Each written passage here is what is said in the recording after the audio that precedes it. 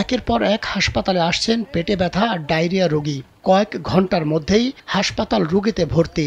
সব রোগীর একই সমস্যা, পেটে ব্যথা আর বমি।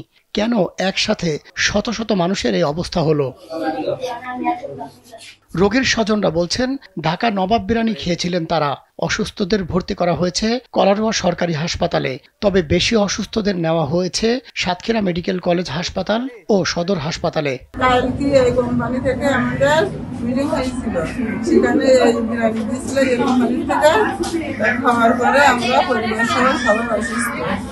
বমি ভাব হচ্ছে।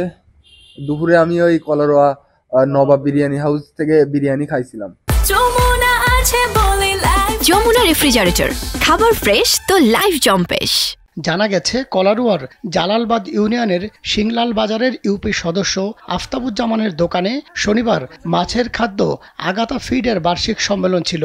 সেখানে বিরিয়ানি খেতে দেওয়া হয় মাছ চাষিদের। তারা ওই বিরিয়ানি বাড়িতে নিয়ে পরিবারের সকলে মিলে খান। যে কোম্পানি উদ্বোধন করার জন্য ওখান থেকে দিছিল, বাড়ি নিয়ে আসার পরে 3 জনের খাইছি একসঙ্গে। বাইসাও খেয়েছে, আমাদের সমস্যা হচ্ছে কিন্তু বেশি না। বিরিয়ানি খেয়েছে, বিরিয়ানি খাওয়ার পরে এই অবস্থা। এটা যে কজন খেয়েছে সবাই। সন্ধ্যার পর থেকেই বমি আর পেট ব্যথা নিয়ে হাসপাতালে ছোটেন বিরিয়ানি খাওয়া ব্যক্তিরা। ফুড পয়জনিং চিন্তা করছে, মানে খাবার দাবারে কোনো সমস্যা হয়েছে, তারা কোনো এরকম চিন্তা করতেছে আর কি। দেখা যাক, আমরা এখন বলতে পারছি না শিওর। হ্যাঁ, সবগুলো একই রকম, আমরা বমি আর ডায়রিয়া একই রকম। কলারোয়া হাসপাতালের আবাসিক medical officer doctor Shafiqul Islam জানান, রোগীর চাপে হাসপাতালে আর বেড খালি নেই। মাহমুদ সোহেল, কালবেলা।